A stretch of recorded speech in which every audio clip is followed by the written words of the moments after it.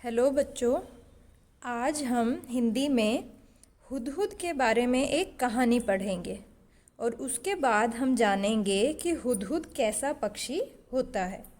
यहाँ सामने आपको एक चित्र दिखाई दे रहा है। यह चित्र हुदहुद का है और जैसा कि आप देख सकते हो, हुदहुद के सिर पर एक बहुत सुंदर सी कलगी है। तो आज की हमारी सबसे पहले कहानी है हुदहुद को कलगी कैसे मिली। एक बार सुलेमान नाम के बादशाह आकाश में चलने वाले अपने उड़न खटोले पर बैठे कहीं जा रहे थे। बड़ी गर्मी थी, धूप से वह परेशान हो रहे थे। आकाश में उड़ने वाले गिद्धों से उन्होंने कहा कि अपने पंखों से तुम लोग मेरे सिर पर छाया कर दो, पर गिद्धों ने ऐसा करने से मना कर दिया। उन्होंने बहाना बनाते हुए कहा, हम तो इतने छोटे छोटे हैं, हमारी गर्दन पर पंख भी नहीं है, हम छाया कैसे कर सकते हैं। सुलेमान आगे बढ़ गए। कुछ दूर जाने पर उनकी भेंट हुदहुदों के मुखिया से हुई। सुलेमान ने उससे भी मदद मांगी। वह चतुर था। उसने फौरन अपने दल के सभी हुदहुदों को इकट्ठा करके बादशाह सुलेमान के ऊपर छाया कर दी। यानी कि उन्होंने अपने दल के सारे हुदहुद को बुला लिया। बहुत सारे हुदहुद जब मिलकर इकट्ठा हुए तो उन्होंने मिलकर सुलेमान के ऊपर छाया कर दी। सुलेमान बोले, मैंने गिद्धों से भी मदद मांगी थी, वे मेरी मदद कर सकते थे, पर उन्होंने मेरी मदद नहीं की। तुम गिद्धों से छोटे तो हो, पर चतुर अधिक हो। तुम सबने मिलकर मेरी सहायता की है। मैं तुमसे बहुत प्रसन्न हूँ। मैं तुम्हारी कोई इच्छा पूरी करूँगा। बताओ, तुम्हारी क्या इच्छा है? मुखिया ने कहा, महाराज, मैं अपने सभी साथियों से सलाह करने के बाद अपनी इच्छा बताऊँगा। मुखिया ने साथियों से सलाह करने के बाद कहा, महाराज, यह वरदान दीजिए कि हमारे सिर पर आज से सोने की कलगी निकल आए। बादशाह हंसे और बोले, मुखिया, इसका फल क्या होगा यह तुमने सोच लिया है? मुखिया बोला, हाँ महाराज, मैंने खूब परामर्श करके यह वर मांगा है। सुलेमान ने प्रार्थना स्वीकार कर ली। सभी हुदहुदों के सिर पर सोने की कलगी निकल आई। लोगों ने सोने की कलगी को देखा तो वे हुदहुदों के पीछे पड़ गए। तीर से उन्हें मार मार कर सोना इकट्ठा करने लगे। हुदहुदों का वंश समाप्त होने पर आ गया। तब मुखिया घबराकर बादशाह सुलेमान के पास पहुंचा और बोला, इस सोने की कलगी के कारण तो हमारा वंश ही समाप्त हो जाएगा। सुलेमान ने कहा, मैंने तो शुरू में ही तुम्हें चेतावनी दी थी। खैर, जाओ, आज से तुम्हारे सिर का ताज सोने का नहीं, सुंदर परों का हुआ करेगा। और तभी से हुदहुदों के सिर पर परों का यह ताज यानी कि कलगी शोभा पा रहा है। तो यह एक कहानी थी जिसमें बताया गया है कि हुदहुदों के सिर पर पहले कलगी नहीं होती थी। उन्हें बादशाह सुलेमान का वरदान मिला, जिसके बाद उनके सिर पर कलगी आई। अब हम अपना पाठ पढ़ना शुरू करते हैं। हुदहुद एक बहुत ही सुंदर पक्षी है। इसके शरीर का सबसे सुंदर भाग इसके सिर की कलगी होती है। वैसे तो यह इसे समेटे रहता है, पर जैसे ही किसी तरह की आवाज़ होती है, यह चौकन्ना होकर परों को फैला लेता है। तब यह कलगी देखने में हूबहू किसी सुंदर पंखी जैसी लगने लगती है। इस कलगी के बारे में तुमने अभी एक सुंदर कहानी भी पढ़ी है। आपको सामने हुदहुद का चित्र दिखाई दे रहा है। हुदहुद के सिर पर एक बहुत ही सुंदर सी कलगी होती है। अब इस चित्र में यह कलगी फैली हुई दिखाई दे रही है। यह इस कलगी को हमेशा समेट कर रखता है और जब कोई आवाज़ होती है और यह चौकन्ना हो जाता है, तब यह इस कलगी को फैला लेता है और तब यह बहुत सुंदर दिखाई देती है। हुदहुद का सारा शरीर रंग बिरंगा और चटकीला होता है। पंख काले काले होते हैं, जिन पर मोटी सफ़ेद धारियां बनी होती है। हुदहुद के पंख कैसे होते हैं?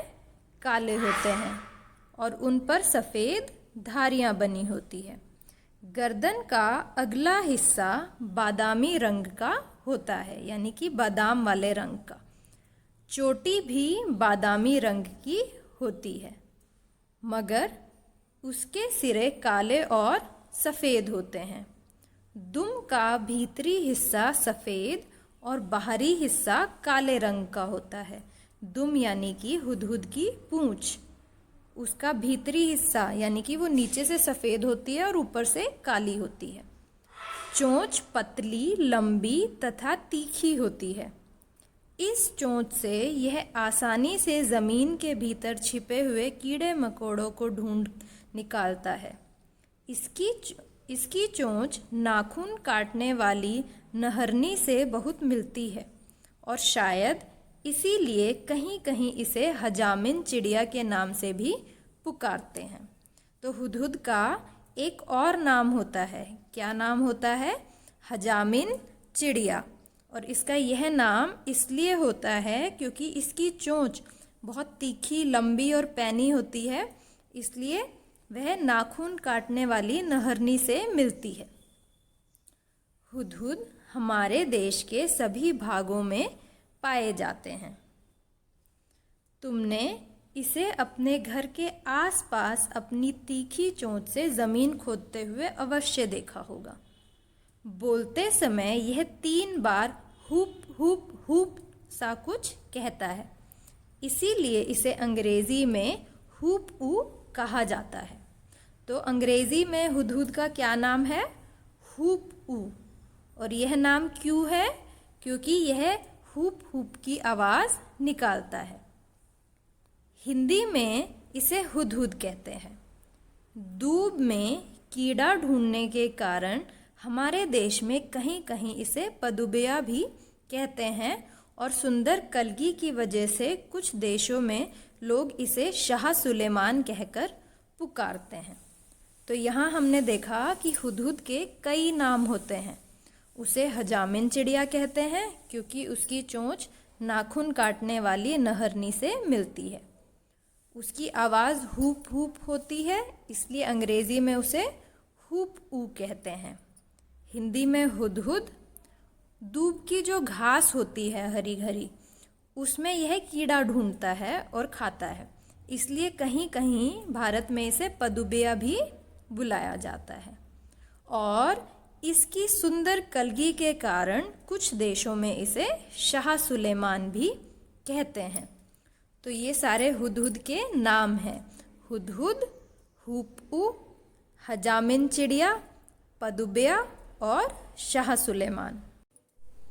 मादा हुदहुद 3 से 10 तक अंडे देती है। जब तक बच्चे अंडे से बाहर नहीं निकल जाते, वह अंडों पर बैठी रहती है, हटती नहीं। नर वहीं भोजन लाकर उसे खिला जाता है, पर दोनों में से कोई भी घोंसले की सफाई नहीं करता। तो हुदहुद अंडे देती है एक बार में 3 से 10, और जब तक बच्चे बाहर नहीं निकलते वह उनकी रक्षा करती है और हमेशा अंडों पर ही बैठी रहती है। खाना कैसे मिलता है उसे? जो नर हुदहुद होता है वो घोंसले में ही लाकर खाना उसे खिला देता है, लेकिन इन दोनों में से कोई भी अपने घोंसले की सफाई नहीं करता है। संसार के विख्यात पक्षियों में से एक है यह हुदहुद। यह अपनी सुंदरता के लिए तो मशहूर है, पर इसे पालतू नहीं बनाया जा सकता और न ही इसकी बोली में मिठास है। तो विख्यात यानी कि यह पक्षी बहुत प्रसिद्ध है और बहुत ही सुंदर भी है, लेकिन इसे पालतू नहीं बनाते हैं क्योंकि इसकी बोली में मिठास भी नहीं है और यह सफाई भी नहीं करता है अपने घोंसले की। तो आइए अब हम इस पाठ के कुछ प्रश्न उत्तर करते हैं। हुदहुद को कहीं हजामिन चिड़िया और कहीं पदुबिया के नाम से पुकारते हैं, क्यों? तो हमारा पहला प्रश्न हुदहुद के नाम से जुड़ा हुआ है। कि इसे हजामिन चिड़िया क्यों बुलाते हैं और पदुबिया क्यों बुलाते हैं। हुदहुद की चोंच नाखून काटने वाली नहरनी से मिलती है, इसलिए इसे हजामिन चिड़िया कहते हैं। दूब में कीड़ा ढूंढने के कारण कहीं कहीं इसे पदुबिया भी कहते हैं। यह हमने अभी पाठ में पढ़ा था। दूसरा प्रश्न, हुदहुद की चोंच पतली, लंबी और तीखी होती है। इस बात को ध्यान में रखकर बताओ, वे कैसा भोजन खाते होंगे। यहाँ देखिए इस चित्र में इसकी चोंच पतली, लंबी और तीखी है, तो सोचकर बताइए वह कैसा भोजन खाता है। वे कीड़े मकोड़े खाते होंगे। चोंच से वे क्या क्या काम ले सकते होंगे।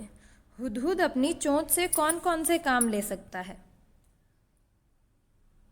इसकी चोंच फिर से देखिए, यह एक सुई जैसी है, बिल्कुल पतली, लंबी और तीखी।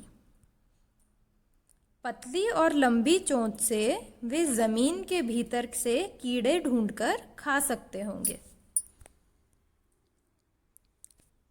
यूनी ने आसमानी रंग की कमीज पहनी है।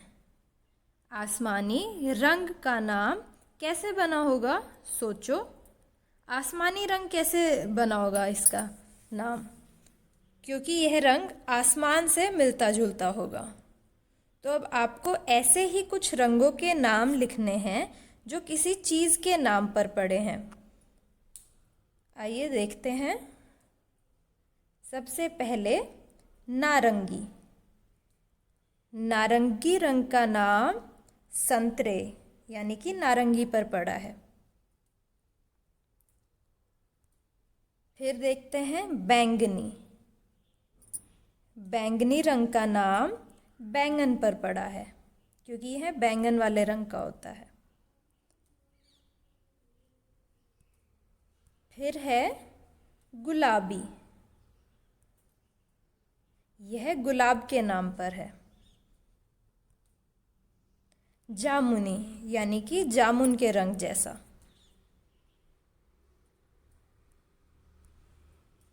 बादामी, जो हमने अभी कहानी में पढ़ा है कि हुदहुद की गर्दन का रंग बादामी होता है।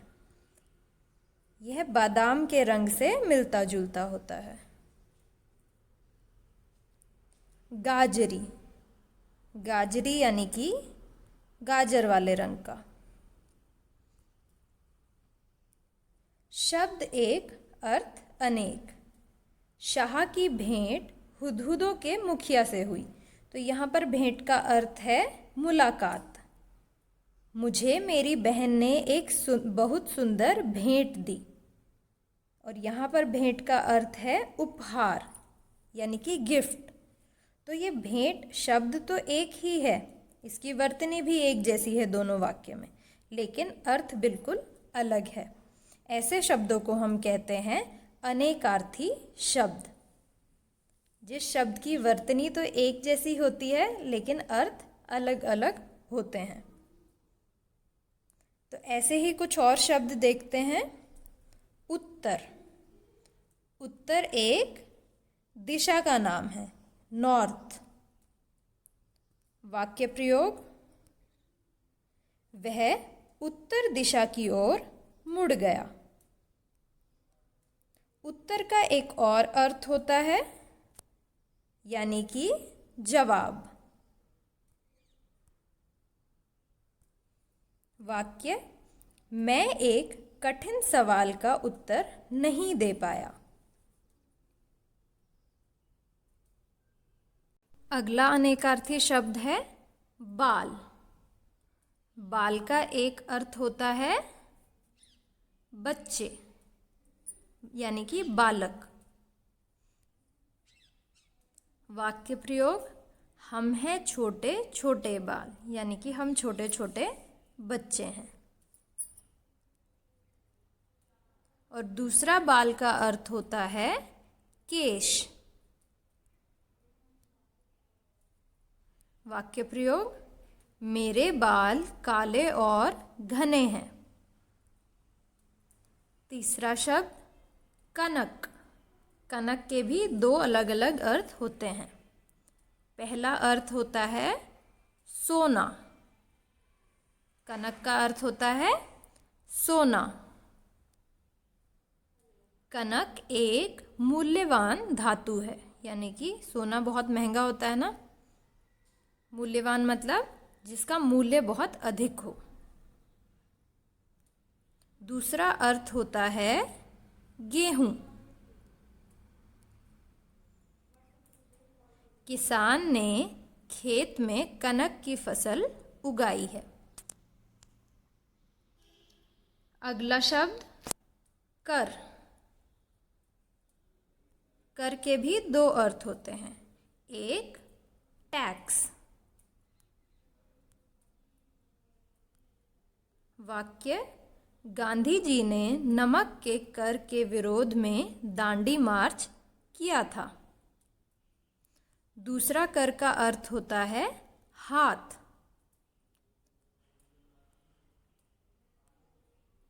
नेताजी ने अपने कर कमलों से इस विद्यालय का उद्घाटन किया, यानी कि अपने सुंदर हाथों से विद्यालय का उद्घाटन किया। तो कर के दो अलग अलग अर्थ हैं, टैक्स और हाथ। हुदहुद एक बहुत ही सुंदर पक्षी है। हुदहुद और पक्षी दोनों को ही हम संज्ञा कहते हैं। यहाँ दो शब्द आए हैं, हुदहुद और पक्षी। ये दोनों ही शब्द संज्ञा हैं, यानी कि नाम वाले शब्द है, क्योंकि पक्षी एक तरह के जीव का नाम है, ऐसा जीव जो उड़ सकता है, और हुदहुद एक तरह के पक्षी का नाम है। लेकिन यहाँ दोनों का संज्ञा का प्रकार अलग अलग है। हुदहुद एक व्यक्तिवाचक संज्ञा है और पक्षी एक जातिवाचक संज्ञा का शब्द है। जातिवाचक संज्ञा यानी कि ऐसी संज्ञा जो एक समूह के लिए इस्तेमाल की जाती है, एक जैसी बहुत सी चीज़ों के लिए। और हुदहुद किसी एक विशेष संज्ञा के लिए इस्तेमाल किया जाता है। जैसे पक्षी तो बहुत सारे होते हैं, उसमें से एक पक्षी का नाम है हुदहुद, तो यह व्यक्तिवाचक संज्ञा हुआ। इसी तरह के कुछ और उदाहरण हम देखते हैं अभी। जैसे भारत। भारत एक देश का नाम है, एक विशेष देश का नाम, इसलिए यह व्यक्तिवाचक संज्ञा है। वहीं देश एक जगह का नाम है, लेकिन देश बहुत सारे हो सकते हैं, तो यह जातिवाचक संज्ञा। गंगा व्यक्तिवाचक संज्ञा, नदी जातिवाचक। अनार व्यक्तिवाचक संज्ञा, फल जातिवाचक संज्ञा। नीम व्यक्तिवाचक संज्ञा, पेड़ जातिवाचक संज्ञा। जातिवाचक संज्ञा ये वो शब्द हैं जो एक समूह के लिए इस्तेमाल किए जाते हैं, और इसी समूह में से यदि हम किसी एक विशेष वस्तु का नाम लेंगे तो वह हो जाती है व्यक्तिवाचक संज्ञा। अगर तुम्हें हुदहुद को पहचानने में किसी की मदद करनी है तो तुम उसे कौन सी बातें बताओगे? 4-5 वाक्यों में लिखो, यानी कि आपको हुदहुद के बारे में 4-5 वाक्य लिखने हैं। तो आइए शुरू करते हैं। हुदहुद के सिर पर एक सुंदर कलगी होती है। हुदहुद का शरीर रंग बिरंगा और चटकीला होता है।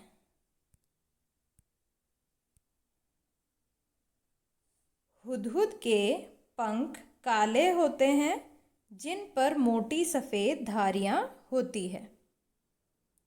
जैसा कि आप यहाँ देख सकते हैं, हुदहुद के पंख काले होते हैं और उन पर सफ़ेद धारियाँ बनी होती है। हुदहुद की गर्दन का अगला हिस्सा बादामी रंग का होता है। यह हुदहुद की तस्वीर है। इसमें आपको इसकी गर्दन बिल्कुल साफ दिखाई दे रही है। इसकी गर्दन का अगला हिस्सा बादामी रंग का होता है। हुदहुद की चोंच पतली, लंबी और तीखी होती है। यहाँ पर देखिए इसकी चोंच कैसी है, पतली है, लंबी है और बहुत तीखी यानी कि पैनी है। आप ध्यानपूर्वक इस पाठ को पढ़ेंगे और इसके प्रश्नोत्तर करेंगे। धन्यवाद।